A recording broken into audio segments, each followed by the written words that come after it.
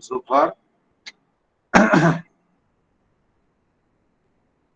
The phase, are you able to see the screen? Yes, sir. It's visible, sir. Okay, okay.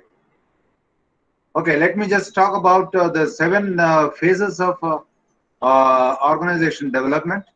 The first phase is the development of a need for a change, development of need for change, relationship. This is a crucial phase in which, I'm sorry, the phase corresponds to Levin's unfreezing phase. Unfreezing, freezing are the two important things in organization development interventions. Name any intervention. Name any type of intervention. Let it be process consultation or team building or maybe kind of action research or whatever.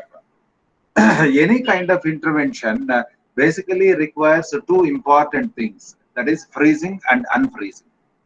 What do we mean by freezing and unfreezing?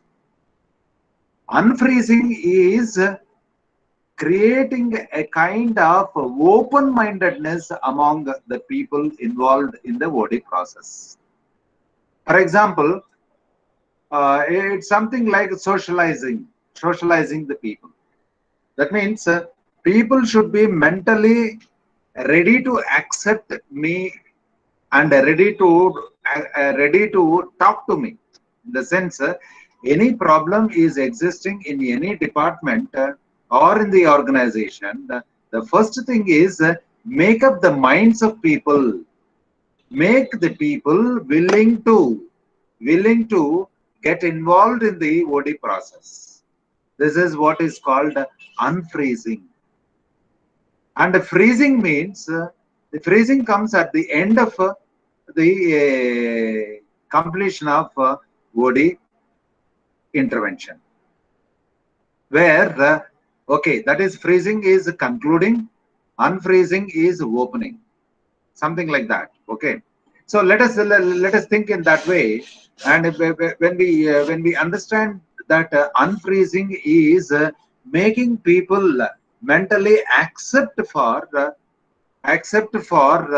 participating in the OD process. Participating, and first thing is mentally they must be ready. Yes, this is the particular type of intervention which is going to be useful to me. And this is the intervention which solves my problem. And this is the intervention which gives me solutions for making my job more comfortable and effective in the organization, and therefore the organization grows. So this is what unfreezing is. In this unfreezing, one needs to make people realize that change is a must. Change is a must. Therefore, this phase talks about unfreezing of mind, unfreezing of the environment, unfreezing of the organizational policies, procedures, rules, regulations, etc. Everything, not only the people, but everything surrounding them, everything responsible for their job. In the sense, maybe you are talking about finance, you are talking about environmental issues, you are talking about communication issues, you are talking about policy issues of the organization, and we are talking about the very basic individual himself. And the job should also be unfreezed. In the sense, job should have that scope. The designing of a job, that is where the job analysis and the job design are basically very important in making the individual accept the job. We have seen a number of people, number of employees who just come out in the initial stages of getting into the job. They work for 1 year or 1 month or 2 months or 3 months, then later on They say, no, no, no, I'm afraid of the job. So therefore, they withdraw. They withdraw from the job. Everything like that. Therefore, initial stages, if any employee faces a problem with the job and feels like leaving the organization and leaving the job, that creates a problem. Only thing is, for any kind of a difficulty, withdrawing is not the solution. Getting out of the problem is not the solution. Facing the problem, understanding the problem, and understanding the nature of problem and are very important. The moment you take care of all this, automatically you find the solution. That's the reason. So to work out a solution for a problem, first you have to face it. It's as simple as that, correct? Therefore, we must make people understand change is a must. So therefore, need for change. So mentally making up the employee to accept whatever the OD intervention that I am going to introduce, accept not just outwardly, but internally also. Yes, this OD intervention is going to be useful to me, is going to solve my problem. It's something like something that is called unfreezing of minds of people, unfreezing of environment of people, unfreezing of very stringent rules and regulations, unfreezing of very stringent rules and regulations that are there in the organization. It's only for the time being that you have to unfreeze these things. Once mentally the employees get ready to involve in the process, then you can slowly freeze them. It's something. Okay. The second phase is the establishment of a change relationship. This is a crucial phase in which a client system in need of help and a change agent from outside the system establishes a working relationship with each other. Now, I must tell you a couple of important points at this stage. A change can be handled by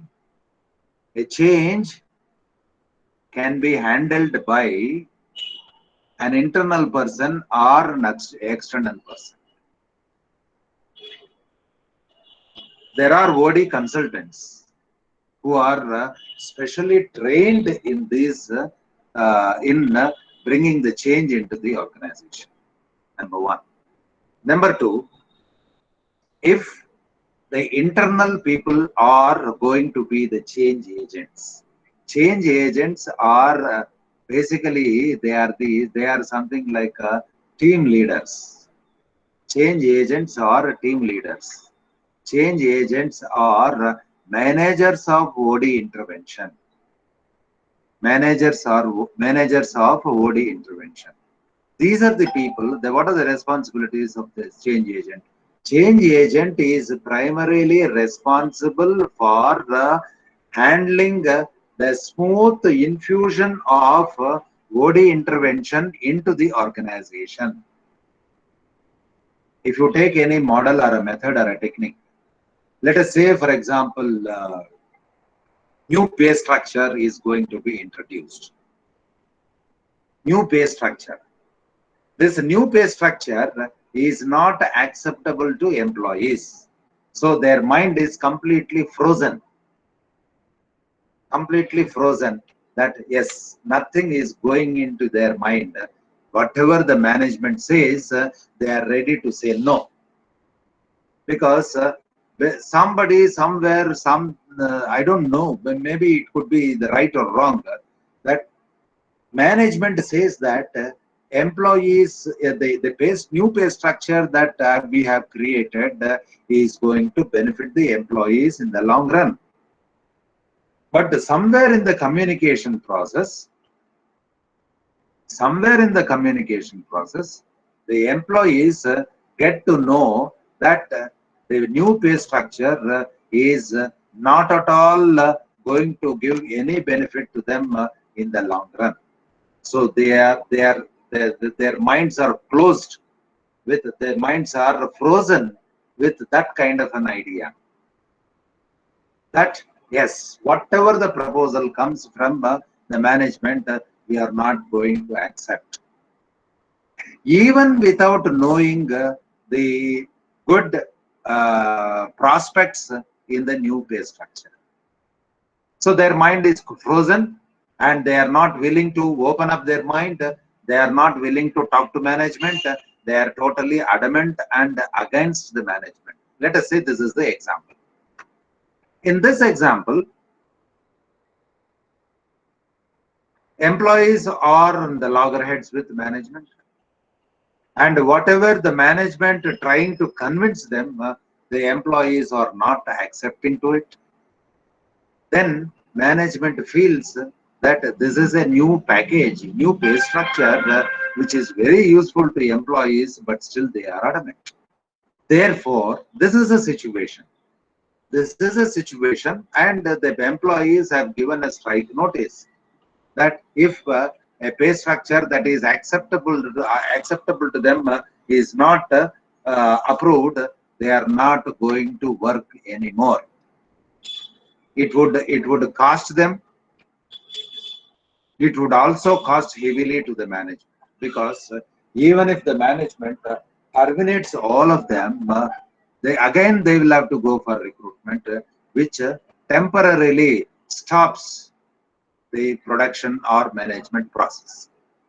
So, keeping all these problems in mind, management would now come out with a solution that appoints a third person, a person from outside the organization, to play as a mediator. So change agent is a mediator. This mediator is a third party. He comes from outside the organization. He has nothing to do with the employees, has no relations with the employees and the management either. And naturally, the human tendency is that the employees are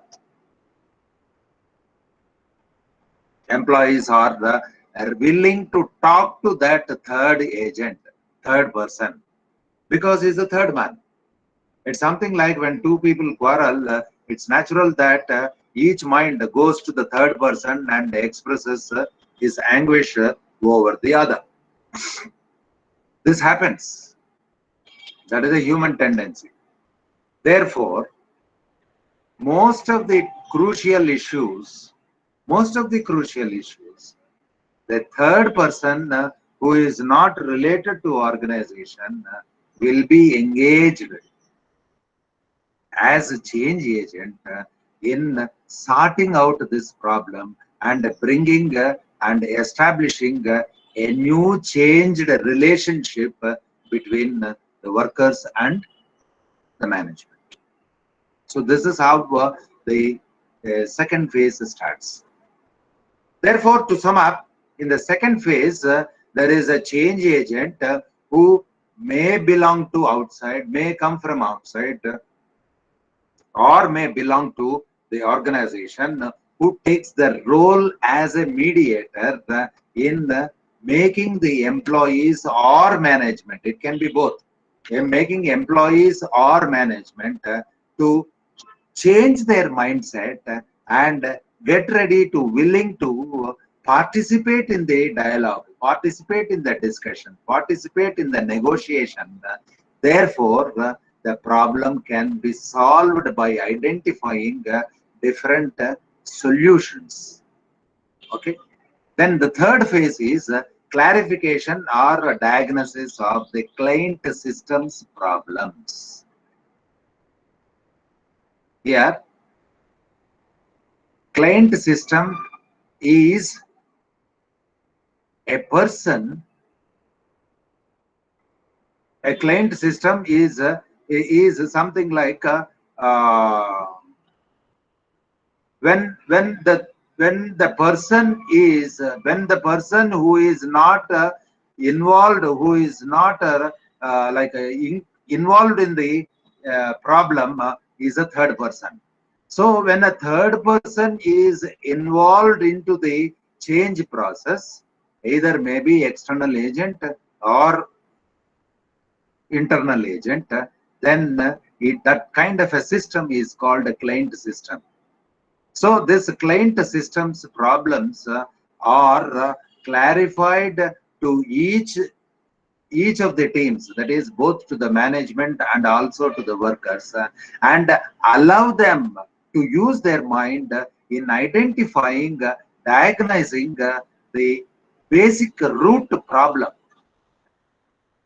In an example that I have told you, that the pay structure, once they sit together and then sort of try to identify the problem, try to diagnose the problem, and then seek the clarification or seek the alternatives or seek the solution, then the problem can be solved easily.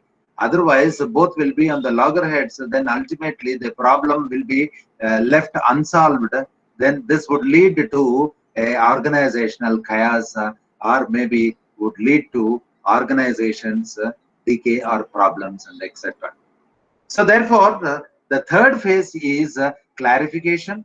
First thing is make the people mentally to participate in the dialogue, and second phase is identifying a change agent and then employing the change agent who is acts as a mediator in solving the problem. And the third phase is clarification or diagnosis of the client system's problems. Then what is the role of a change agent when both the people are able to sit together and then try to diagnose the problem? Here, there would be yes or no, right? Proposing and opposing. Proposing and opposing. These things normally go on in a dialogue kind of environment. Therefore, the clarification or a diagnosis of the client system's problems, and in this process, in this phase, the change agent would take up each issue raised by both the parties.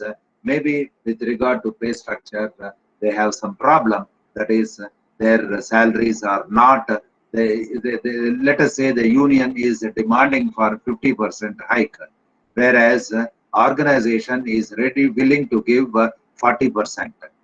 In that 10% is something like bargaining, right? So the change agent plays a crucial role in trying to convince or bring this dialogue or bring this kind of negotiation between the management and the trade union to find an amicable solution. That is the reason why change agent is a must in an organization. Then the third phase is clarification, okay. And the fourth phase is the examination of alternative routes and goals. What are the different alternatives that are available in solving the problem is the main focus. It's not just any problem cannot be solved just with one alternative solution, but it has invariably many alternative solutions. Now, in this case, if management is not willing to increase the salaries by another 10%, then what is the next alternative? One very simple alternative is, okay, management is ready to increase it by one more percent. Let us say 41% we are ready to give. And from the trade union side, they are willing to come down by one more percent. Let us say 48% or 49%. Again it goes. Again the dialogue goes. Then again other issues come up. Okay, what is the guarantee that we are going to be increased with regard to DA in the next year? For that, what the organization requires is the guarantee. What the trade union requires is the guarantee from the management side. That means management must be willing to give in writing that a particular kind of pay structure or a DA enhancement is going to take place. Let us say the trade unions are asking for twice increase of DA twice in a year, as against the present practice of once in a year. DA is a dearness allowance. Salary increases every year, keeping on the customer base index. We know that, right? Then consumer index is there. Every year we estimate what is the cost of living in the market as the prices are shooting up, gold prices are shooting up, silver prices are shooting up, and necessary prices of necessary items are increasing. Then to compensate the employee from this increase, DA is paid. This is what is called a dearness allowance. So this dearness allowance is usually paid once in a year. That is increased once in a year. Let us say it is calculated in percentages. Let us say today it is 10%, and in the next probably in the next year it may be increased to 15%, or next increase, something like that. Okay, but it happens once in a year. So now the trade union demands that yes, we need increase in DA for every 6 months. Okay, if that is the case, then the total 10%, let us say for example, 10% DA is increased annually, and then this 10% is split into two as a 5%. Let us say 5% in first 6 months and the next 5% in the next 6 months. It becomes 10%. Again, is the same is the case in the next year. That next in the next 6 months, again 5%. Then after 6 months, another 5%, like that. But what are the benefits to the management and the benefits to the like a trade union? The benefits here to the trade union is they get 6 months DA in advance. Instead of waiting for 1 year, it's good for them to get the DA in 6 months. Let us say there is the actual financial benefit of this DA is something around 5,000 rupees or 10,000 rupees per month for each employee. Then what is the total cost to the management? That must be calculated. And to that extent, the interest on that the company is losing. The company may not be, in that case, the company may propose a new point that instead of 10%, we will give them 9% because to save my interest on whatever the amount that I am paying, I must get some benefit. Therefore, they say. So one side, the trade unions is asking for 6 months DA, DA once in 6 months, and management is now proposing instead of paying 10%, I am ready to pay 9% DA. If that is the case, the DA is split into 4.5, 4.5. Is the trade union ready to agree to that? This is where the change agent plays a role. Change agent plays a major role in negotiating and then finally making both the parties acceptable at one point of time so that it is beneficial to both management and the trade union. So like this, there are number of alternative solutions are identified and the goals are emerged. New goals will be emerging and new action will also be emerging. So it is not just alone the emergence of alternative solutions, but alternative goals would also emerge, alternative challenges would also emerge, and alternative action plan will also emerge. And phase fifth is a transformation of intentions into actual change efforts. Now, phase 3, 4, 5 correspond to Levin's moving phase. Levin is a psychologist, is a OD expert who actually proposed these phases, and the last but three phases, that is third, fourth, and fifth, would actually involve in the action of both management and the trade union, or management and employees. Okay.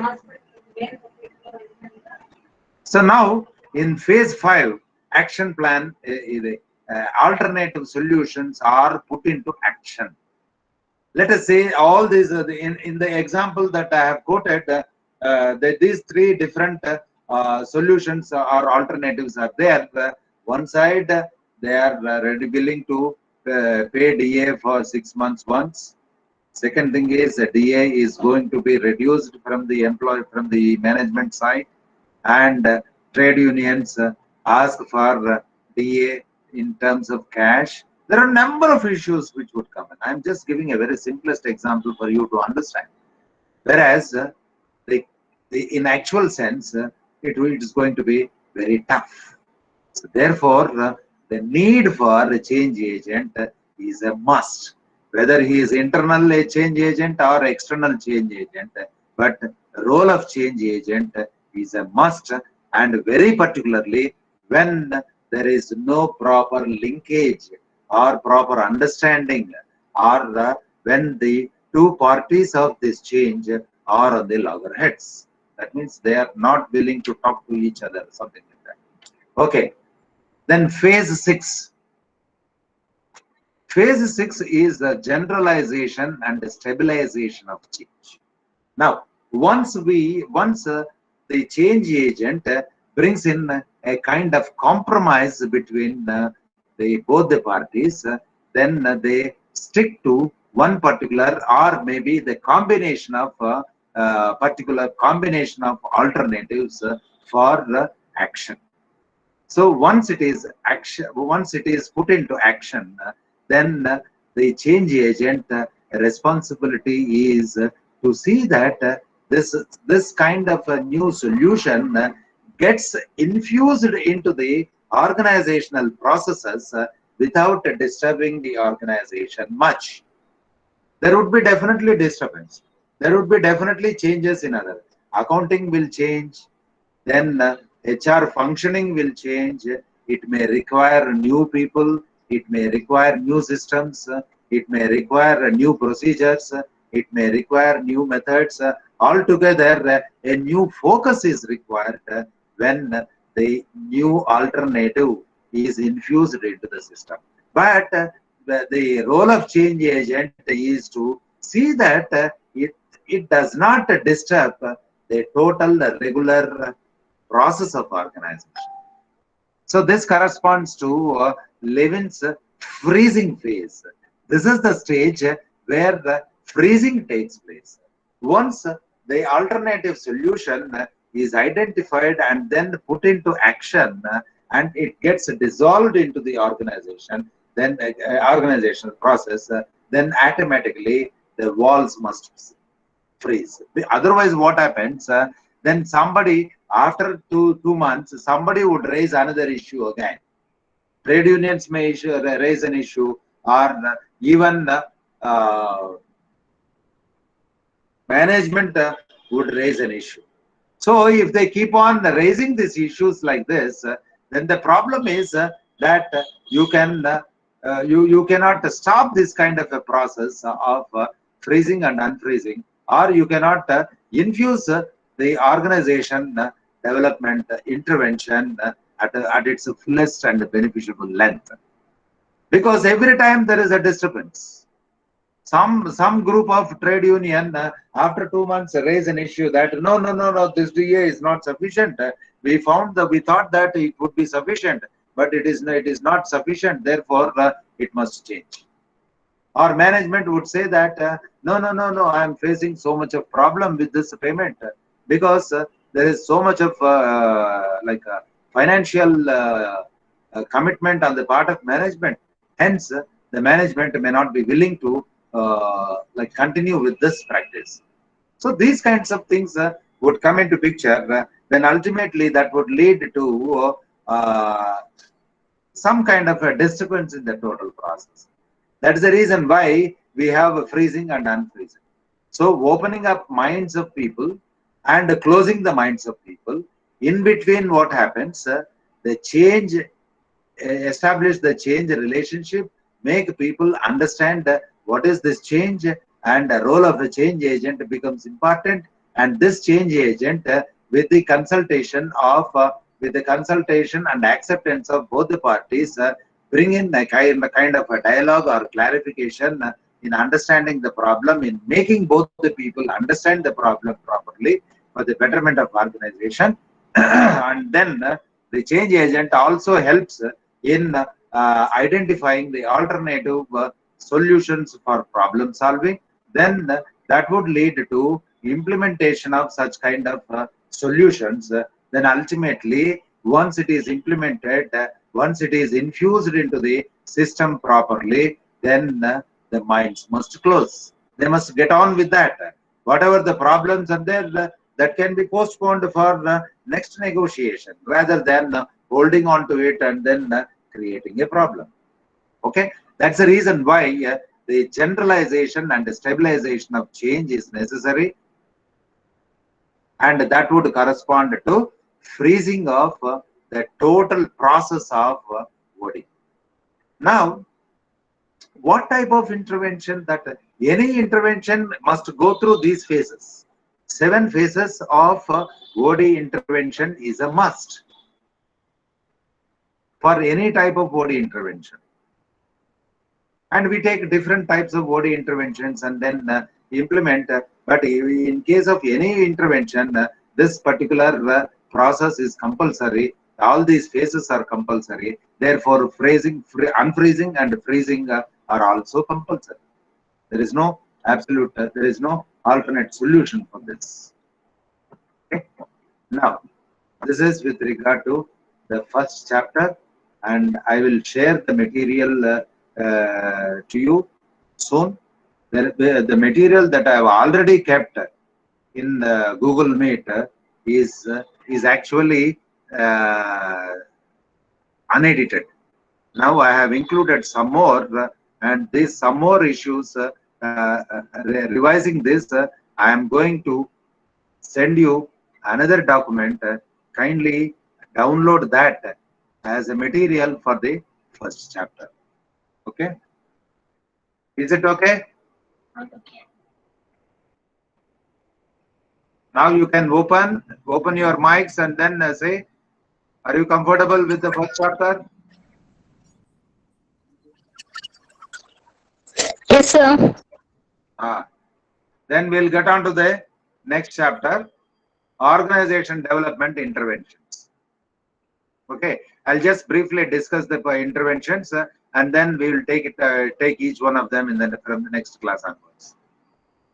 First thing is, for the time being, just understand that these are the 5 interventions. Are you able to see?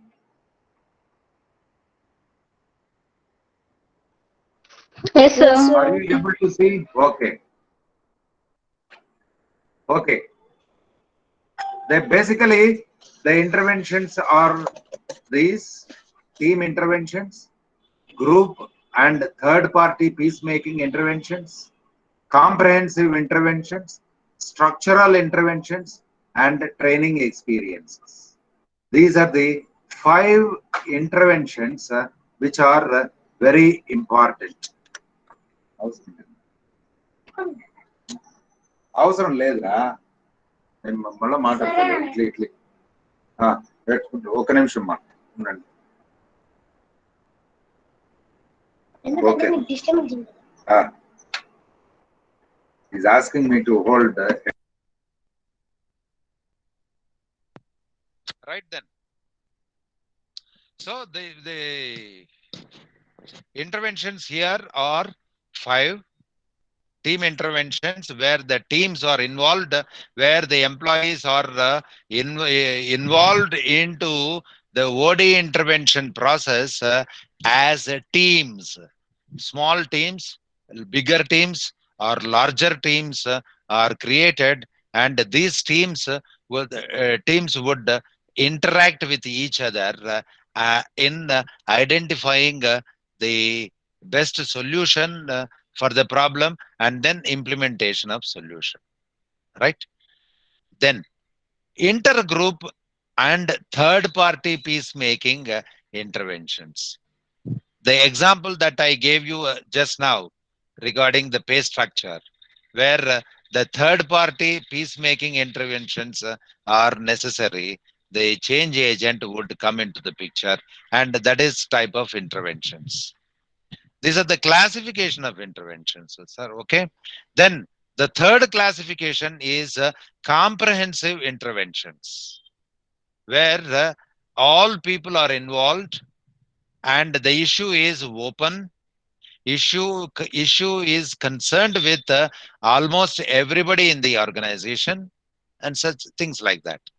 And the fourth classification of intervention is structural interventions, where a systematic, sequential, and scientifically designed models of interventions are introduced. For example, biometric system is a one intervention. This is an example of a structural intervention. Then training experiences is the final one. Give them training and seek the and evaluate the training. Give the training to every employee or group of employees, and then allow them to share their experiences. Okay, so these are the five classification of organization development interventions, and each intervention will be discussed in the next class. Because if I start, it will take another half an hour. It's already like another 10 minutes to go. So therefore, better I stop here, right? Okay. Now you Yes, can sir. any questions? Any questions you can ask?